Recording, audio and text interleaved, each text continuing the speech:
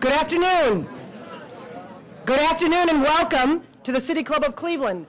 My name is Jan Roller, President of the City Club's Board of Trustees.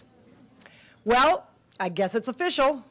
With President Barack Obama's appointment on April 18th of today's guest, Aneesh Chopra, as America's first Chief Technology Officer, it can definitely be said that we are living in the age of technology. Many wondered whether candidate Obama would fulfill his campaign promise to create such a White House advisor. In making the announcement, the president said, Mr. Chopra will promote technological innovation to help achieve our most urgent priorities, from creating jobs and reducing healthcare costs to keeping our nation secure. Mr. Chopra's selection should not be surprising, since he has deep experience in three key tech priorities of the Obama administration: broadband, healthcare technology, and government efficiency. Before joining the administration, Mr. Chopra served as Virginia's Secretary of Technology under Governor Tim Kaine.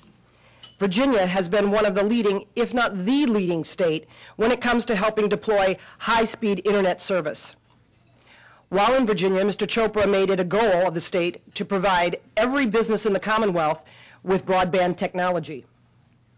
Before serving in Governor Kaine's cabinet, Mr. Chopra was managing director of the Advisory Board Company, a publicly traded healthcare think tank serving nearly 2,500 hospitals and health systems. He graduated with a BA in public health from the Johns Hopkins University in 1994 and received a master's degree in public policy from Harvard University's John F. Kennedy School of Government in 1997. Mr. Chopra's appointment has been met with great enthusiasm.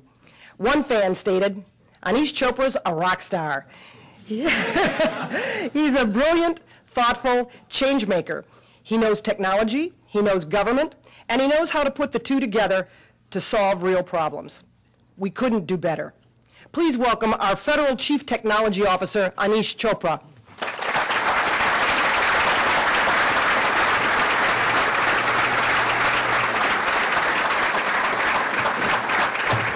Very kind introduction.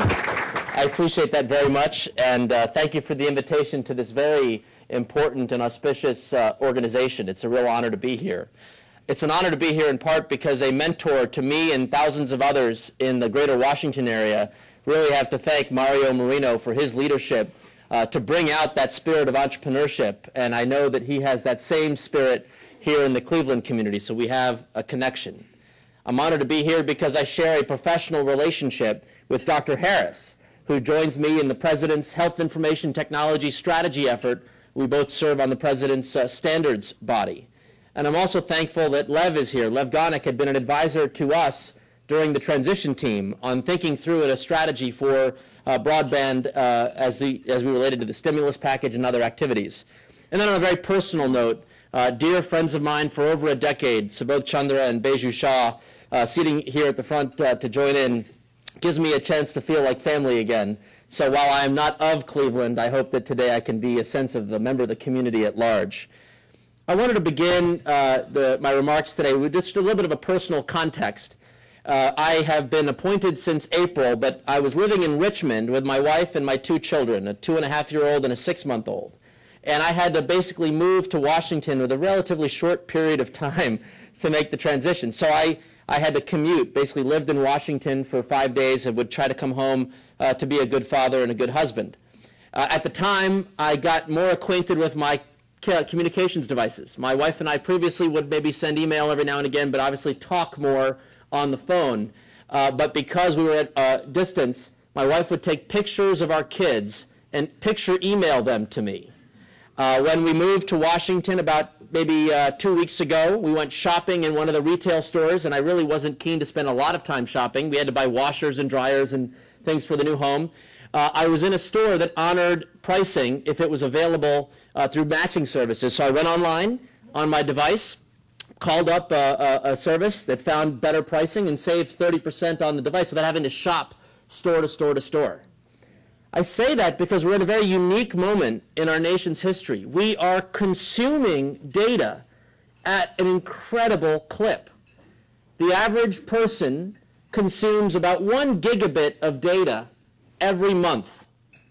By 2013, that will go up 5-fold. We will be consuming 5 gigabits of data, and that's just based on what we know today, mostly video traffic and other capabilities. When we think about the way in which technology and innovation has had an impact, it's not just buying the PC. It's in almost every action we take. One of the folks I met with at the reception helps to digitize images. So when we get wedding portraits done, it's not just an analog relationship anymore. We have a digital connection. In almost every aspect of our lives, we had seen this migration or this transition to a digital world. When President Obama was a candidate, he acknowledged that this was starting to have an impact in public policy. You see, in traditional public policy, you would have various categories: health policy, education policy, and yes, we've had technology policy, what I would refer to as a box unto itself.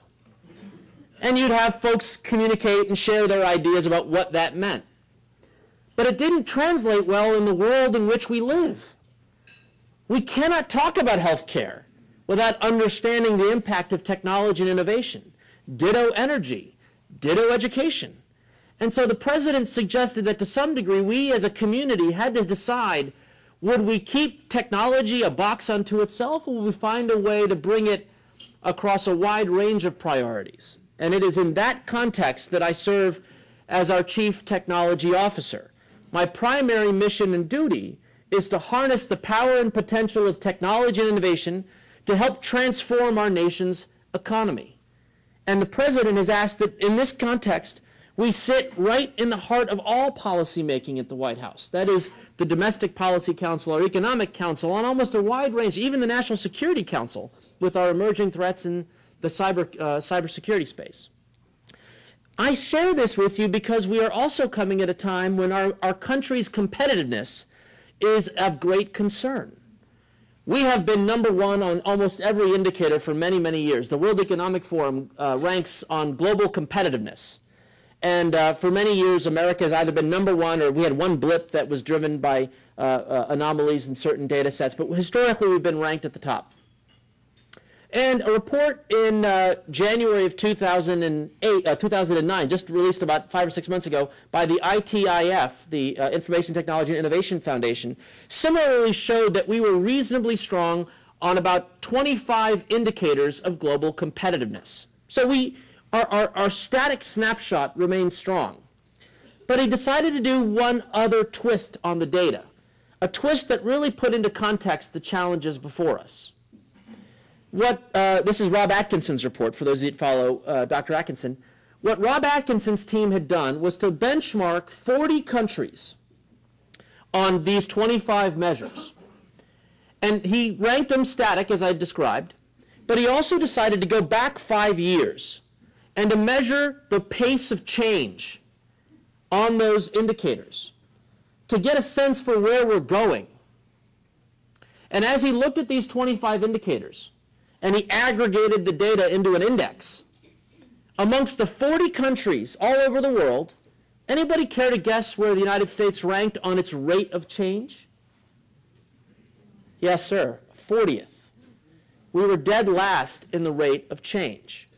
Now, we could argue whether that means much, or is that, a bit exceptionalism, if you will, some